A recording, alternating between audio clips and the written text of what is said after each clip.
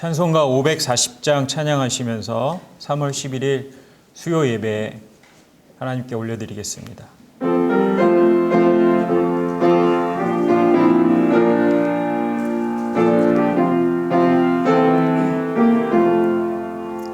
주의 음성을 내가 들으니 사랑한단 말일세. 믿는 마음으로 주께 가오니 나를 영접하소서.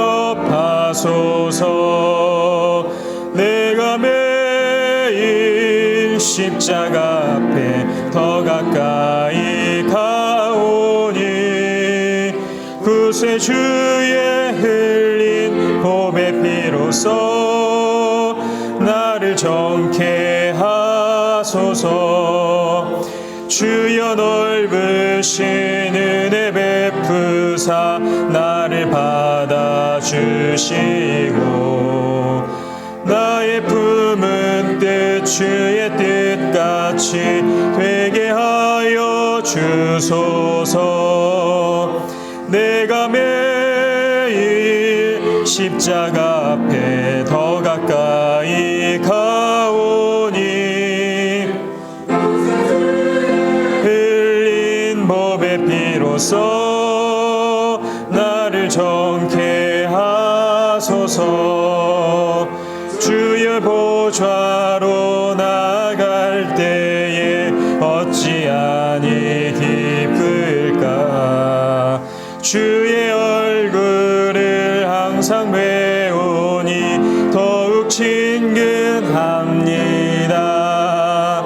내가 매일 십자가 앞에 더 가까이 가오니 구세 주의 흘린 보배 피로써 나를 정케 하소서. 우리 구주의 넓은 사랑을 측량할 자 없으며 주가 주시는 참된 기쁨도 헤아릴 수 없도다. 내가 매일 십자가 앞에 더 가까이 가오니 구세 주의 흘린 보배 피로써 나를 정케 하소서. 아멘. 오늘 하나님께서 우리에게 주시는 생명의 말씀은 마태복음 26장 31절로부터 35절의 말씀입니다. 마태복음 26장 31절로부터 35절의 말씀입니다. 이 말씀, 하나님의 말씀을 받겠습니다. 함께 하신 후에 같이 봉독하도록 하겠습니다. 하나님의 말씀을 받겠습니다. 그때에 예수께서 제자들에게 이르시되 오늘 밤에 너희가 다 나를 버리리라. 기록된 바 내가 목자를 치리니 양의 떼가 흩어지리라 하였느니라. 그러나 내가 살아난 후에 너희보다 먼저 갈릴리로 가리라. 베드로가 대답하여 이르되 모두 주를 버릴지라도 나는 결코 버리지 않겠나이다. 예수께서 이르시되 내가 진실로 내게 이르노니 오늘 밤 닭 울기 전에 내가 3번 나를 부인하리라. 베드로가 이르되 내가 주와 함께 죽을지언정 주를 부인하지 않겠나이다 하고 모든 제자도 그와 같이 말하니라. 아멘. 할렐루야. 아멘. 오늘도 각 가정에서 혹은 각자의 자리에서 영상을 통해 예배드리시는 성도님들 위해 주님의 평안이 함께 하시기를 소망합니다. 오랜만에 인사를 드리는 것 같습니다. 그동안 카메라 뒤에서 예배를 준비하다가 우리 대림 가족들 앞에 서게 되니 기쁘기도 하고 떨리기도 합니다. 보이지는 않았어도 담임 목사님 뒤에서 목사님들과 함께 열심히 기도하고 있습니다. 성도님들과 함께 다시 예배당에서 기도하고 함께 예배드릴 날을 꿈꾸고 있습니다. 오늘 말씀의 제목은 믿음은 두려움 앞에 성장한다. 믿음은 두려움 앞에 성장한다입니다. 대한민국 어머니들이 공통적으로 하는 실수가 하나 있습니다. 그게 무엇이냐 하면 우리 아들은 그래도 우리 자녀들은 우리 아이들은 그래도 나쁘지는 않아. 우리 애들은 착해. 그리고 문제는 항상 친구들 때문이야 라는 것입니다. 이것을요 확증 편향이라고 합니다. 무슨 뜻이냐면 이미 내가 좋다고 여긴 것, 좋다고 판단한 것은 누가 이러쿵저러쿵 하더라도 끝까지 좋게만 보는 것입니다. 반대로 나쁘게 판단한 것은 누가 이러쿵저러쿵 해도 나쁘게만 보는 것이죠. 사랑하는 이성이 생겼을 때 우리는 좋은 것만 보게 되고 멋지고 이쁜 것만 눈에 들어오게 됩니다. 누가 봐도 나쁘고 잘못된 것이 보이는데도 그 사랑하는 사람의 눈에는 잘 보이지 않습니다. 이것을 전문 용어로 눈에 콩깍지가 씌워졌다 이렇게 표현하죠. 그놈의 콩깍지 때문에 저도 연애를 하고 결혼을 하고 잘 살고 있습니다. 그게 좋은 건지 안 좋은 건지 모르겠습니다만은 그렇게 살고 있습니다. 어느 날 예수께서 제자들과 함께 같이 식사를 하고 있었습니다. 그러던 중에 예수님께서 갑자기 일어나서 허리에 수건을 두르시고 대야에 물을 떠서 제자들의 발을 씻기셨습니다. 제자들에게는 눈물 나는 감동의 순간이었겠죠. 자신들의 스승께서 자신들의 발을 하나하나 씻겨 주시다니요. 어쩌면 제자들은 이것이 감동에 더해진 또 평범한 밤이라 생각했을지 모릅니다. 하지만 제자들은 그 눈에서 콩깍지를 떼어낼 필요가 있었습니다. 예수님의 행동은 여느 때와는 좀 달랐기 때문입니다. 우리 31절의 말씀을 다시 한번 읽어보도록 하겠습니다. 그때 예수께서 제자들에게 이르시되 오늘 밤에 너희가 다 나를 버리리라. 기록된 바 내가 내 목자를 치리니 양의 떼가 흩어지리라 하였느니라. 아멘. 예수님께서는 예언에 대해서 말씀하고 계십니다. 그리고 제자들의 반응은 절대로 그럴 리가 없다고 말하고 있습니다. 베드로의 고백이 대표적이었는데요. 우리 33절의 말씀을 같이 한번 읽어보도록 하겠습니다. 베드로가 대답하여 이르되 모두 주를 버릴지라도 나는 결코 버리지 않겠나이다. 베드로는 성격이 불같으면서도 우직한 성향이었습니다. 이 세상 사람들이 다 주를 버려도 저만은 절대로 주님을 버리지 않겠다, 배신하지 않겠다 말합니다. 이것은 예수님을 위한 다짐이었고 스스로를 위한 다짐이었습니다. 온갖 기적을 베푸시고 이 세상을 변화시킬 위대하신 예수님. 그래서 내 인생을 건 그분이 사람들에게 버림을 당해서는 안 되는 것이었습니다. 그 어떠한 일이 일어나더라도 제자들은 절대로 예수님을 떠나서는 안 되는 것이었습니다. 마음이 흔들려서는 안 되는 것이었습니다.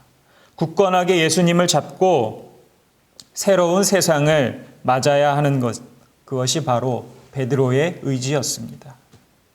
그런데 이것이 문제였습니다. 예수님이 그래서는 안 된다는 것입니다. 우리의 인생 자체를 걸고 가는 길인데 그런 나쁜 결말은 일어나서는 안 된다는 것입니다. 사실 오늘의 일화를 대변해 주는 일이 이미 한 번 일어났었습니다. 16장 21절과 22절의 말씀 제가 읽어드리도록 하겠습니다. 이때로부터 예수 그리스도께서 자기가 예루살렘에 올라가 장로들과 대제사장들과 서기관들에게 많은 고난을 받고 죽임을 당하고 제3일에 살아나야 할 것을 제자들에게 비로소 나타내시니 베드로가 예수를 붙들고 항변하여 이르되 주여 그리 마옵소서 이 일이 결코 주께 미치지 아니하리이다. 16장에 처음으로 예수님께서 자신이 고난을 받고 부활하실 것을 말씀하셨습니다. 그러자 그때 베드로가 예수님을 붙들고 항변합니다. 영어 성경으로는 이것을 리북, 즉 꾸짖었다고 말합니다. 베드로는 제자들에게 십자가 사건을 예고하시는 예수님을 한쪽으로 붙들어 갑니다. 아니, 지금 다들 선생님을 최고로 여기고 어떤 이들은 세례 요한이라고도 하고 엘리야라고도 하며 예레미야라고도 말합니다. 전부 다 새로운 세상을 꿈꾸고 있는 이 중요한 시점에서 도대체 어떻게 그런 말씀을 하실 수가 있습니까? 이러한 베드로의 꾸짖음이었습니다. 제자들에게 예수님은 자신들의 예수님이었습니다. 자신들이 꿈꾸는 세상을 만들어줄 인물이었죠. 그래서 이 일이 결코 주께 미치지 아니하리다 라고 말합니다. 병든 자는 물론이고 죽은 자까지도 살리시는 능력이 있으신 분이 예수님이셨습니다. 종교 지도자들을 몇 마디 말로 간단히 눌러버리시고 또 이 세상에서 저 로마의 힘을 누를 수 있는 사람이 바로 예수님이었습니다. 베드로에게 예수님의 순환은 있어서는 안 되는 일이었습니다. 베드로의 이러한 태도에 대해서 예수님은 무엇이라고 말씀하셨습니까? 사탄아, 물러가라. 너는 사람의 일을 생각하는도다. 새로운 세상에서 편안하고 풍요로움을 누리려는 사람의 생각, 인간적인 정, 베드로의 이 태도 앞에 예수님은 강하게 꾸짖고 계신 것입니다. 베드로를 비롯한 제자들은 이렇게 확증 편향, 즉 눈에 콩깍지를 쓰고서 예수님을 바라봤습니다. 우리의 스승님은 절대로 약하지 않아, 절대로 지지 않아, 절대로 죽지 않아. 그들에게는 그래야만 하는 것이었습니다. 예수님께서 붙잡히시고 신문당하는 곳에 베드로가 와서 보고 있었습니다. 거대한 기대가 무너졌을 때 허탈함을 넘어 두려움을 느끼게 됩니다. 내 인생을 바치고 내 생업과 내 가족까지 바쳤는데 대제사장에게 붙잡혀 신문을 받고 있는 예수님의 모습을 보고 있는 베드로의 느낌이 어땠을까요? 이 세상에서 최고의 실력을 가진 사람이 고작 서기관들과 병사들에게 주먹으로 얻어맞고 있다면 어떤 느낌이 들겠습니까? 분노가 일어났겠죠. 그리고는 동시에 절망감이 들었을 것입니다. 내가 인생을 바쳐 따랐던 인물이 고작 저기 초라하게 묶여있는 사람인 것입니다. 나사로를 살아나게 하던 그날에도 베드로는 거기 있었을 것입니다. 모세와 엘리야와 함께 예수께서 대화하시던 변화산에도 그는 있었습니다. 나병 환자를 고칠 때도 중풍병자를 고치실 때도 그가 옆에서 보고 있었습니다. 그런 기적을 쉽게 만들던 이가 왜 여기서 저런 치욕을 받아가며 있어야 하는가? 세상이 무너지고 있는 그때 베드로에게 와서 누군가 말합니다. 당신도 저 갈릴리 사람 예수와 함께 다닌 사람 아닙니까? 처음에 베드로는 망설이며 대답을 피합니다. 나는 당신이 무슨 말을 하는지 모르겠습니다. 즉답을 피하는 것이죠. 그리고 또 민망하게 다른 사람이 베드로를 보면서 예수와 함께 다닌 자라고 외칩니다. 베드로는 이제 맹세까지 하면서 부인합니다. 나는 그 사람을 알지 못하노라. 그리고 세 번째, 또 다른 사람이 말투가 비슷한 것을 증거로 하여 베드로를 같은 일당이라고 말합니다. 그러자 베드로는 저주하고 맹세하며 나는 그 사람을 알지 못하노라 라고 말합니다. 베드로에게 정말 가혹하고 냉정한 상황이 펼쳐집니다. 베드로를 향한 세 번의 그 질문은 세 번이나 예수님을 배반해야 하는 가혹한 상황이었습니다. 목숨이 왔다 갔다 하는 치열한 상황이었습니다. 자신의 마음속에서 예수님을 지워야 하는 상황이었습니다. 베드로는 더 이상 참을 수가 없어서 저주를 퍼부으면서 나는 아니야 소리를 질렀습니다. 자신의 인생을 퍼부었는데 죽기까지 각오하고 따랐던 사람이 저렇게 허무하게 무너지는 것은 아니야. 새로운 세상을 줄 내 인생의 예수는 저렇게 약해서는 안 되는 거야. 라고 소리를 치는 것입니다. 베드로에게 이것은 잘못된 현실이었습니다. 죽을지언정 주님과 나는 하나라고 외치던 그 맹세는 이미 없어져 버렸습니다. 이런 가혹한 현실이 그를 그렇게 만들었습니다. 어느 추운 겨울에 저는 세상에서 가장 초라한 저의 모습을 느낀 적이 있습니다. 수술대 위에 눕혀졌습니다. 얇은 병원복을 입고 카트에 실려 들어가는 수술실은 너무나도 추웠습니다. 그 추운 침대 위에서 마취를 하기 위해서 등을 새우처럼 구부리고 나자 너무나도 차가운 소독약이 뿌려졌습니다. 움직이면 안 되기 때문에 서너 명이 저를 붙잡고 있었는데 그들과 함께 침대가 떨릴 정도로 덜덜 떨고 있었습니다. 너무나도 깊은 슬픔에 마음속에서 원망만이 쏟아졌습니다. 하나님, 나에게는 남들처럼 평범하게 살 자유를 왜 주지 않으시는 겁니까? 당신이 주님이라면 당신을 따르는 나에게 건강과 자유와 행복을 주셔야지. 언제 나한테 뭘 잘하는 것을 주신 적이 있습니까? 돈을 넉넉히 주신 적이 있습니까? 어떻게 이렇게 사람들 앞에서 초라하게 만드십니까? 마음속으로 원망하고 울었습니다. 그때 저에게 하나님은 내 인생을 위한 하나님이었습니다. 도깨비 방망이처럼 내게 행복을 가져다 주어야만 하는 하나님이었습니다. 베드로처럼 내가 원하는 하나님만이 내 안에 있었던 것을 저는 깨닫게 되었습니다. 여러분은 어떠십니까? 여러분 인생을 위한 하나님은 아니십니까? 그래서 내가 평안하고 좋은 날에는 내가 주님을 위해 살겠습니다 고백하면서도 죽도록 힘든 환경에서는 하나님께 원망하고 살아가는 것은 아닙니까? 오늘도 힘들고 바쁜 세상을 살고 있어서 세상 속에서 다가오는 주님의 모습을 외면하고 살아가는 것은 혹시 아닙니까? 우리 74절의 말씀을 같이 한 목소리로 읽겠습니다. 26장 74절입니다. 그가 저주하여 맹세하여 이르되 나는 그 사람을 알지 못하노라 하니 곧 닭이 울더라. 닭이 울었습니다. 그리고 불과 몇 시간 전에 예수님께서 하신 말씀들이 기억났습니다. 제자들과 함께 마지막 만찬을 즐기시던 예수님의 모습, 그리고 기쁘게 자신들의 발을 씻겨주시던 예수님의 모습이 기억이 났습니다. 그리고 그는 울었습니다. 닭 울음은 주님께서 베드로의 마음속에 들어오는 그 소리였던 것입니다. 베드로의 영이 깨어나는 순간인 것입니다. 내 마음과 내 뜻대로 내가 원하는 대로 주님을 바라보던 그 영혼의 껍질이 벗겨지는 소리인 것입니다. 예수님은 십자가 사건과 부활을 다 알고 계셨습니다. 그 엄청난 고난의 시간을 알고 계셨습니다. 어둠의 시간이 오면 자신을 모두 떠나버릴 그 제자들의 마음을 알고 계셨습니다. 그런 분이 마지막에 하신 것은 제자들의 발을 씻겨주신 것입니다. 당시 이스라엘 사람들은 다 발이 지저분했습니다.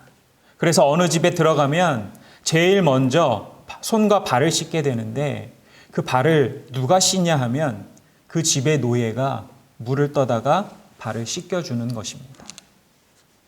닭이 우는 소리에 정신이 든 베드로의 기억에 발을 씻기신 예수님이 기억에 났을 것입니다. 예수님은 이렇게 말하고 계십니다. 너희들과 잠시 멀어져야 하는 힘든 시간이 다가온다. 그 고난의 시간이 있어야만 하나님의 뜻은 이루어진다.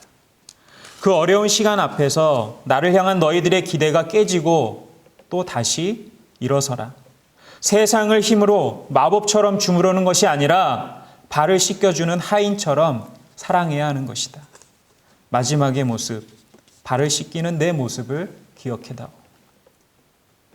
우리는 베드로처럼 두려운 위기 앞에서 실패할 수 있습니다. 그렇게도 자신만만하게 절대로 배신하지 않을 것이라던 베드로의 헛된 말처럼 우리 삶이 그렇게 허무하게 무너질 수도 있습니다. 그렇지만 그러한 때에 주님은 우리를 위해 우리의 더러운 곳을 씻어주고 계십니다. 주님은 그저 우리를 깨끗하게 씻어주시며 너희도 이와 같이 하라 말씀하고 계십니다. 지금 바이러스 때문에 우리에게 위기가 찾아옵니다. 그렇지만 진짜 위기는 우리 스스로 하나님을 만들어서 우리 안에 가두는 것입니다. 베드로가 닭 울음소리를 듣고 깨달았는데 그 울음소리를 듣지 못하는 것이 진짜 위기인 것입니다. 힘든 환경에 시선이 쏠려서 예수님께서 보여주신 모습을 보지 못하고 있는 것이 진짜 위기의 순간인 것입니다. 서로 자신을 낮추어 사랑하라는 주님의 말씀을 잊지 말아야 할 줄로 믿습니다. 아무리 힘든 시기라 해도 낯선 시간이라 해도 우리가 해야 할 것은 주님의 명령을 따라서 서로의 발을 씻겨주는 것입니다. 말씀을 정리하겠습니다. 지금 우리는 매우 놀라운 시간을 보내고 있습니다. 주일에 교회에 교인이 없습니다.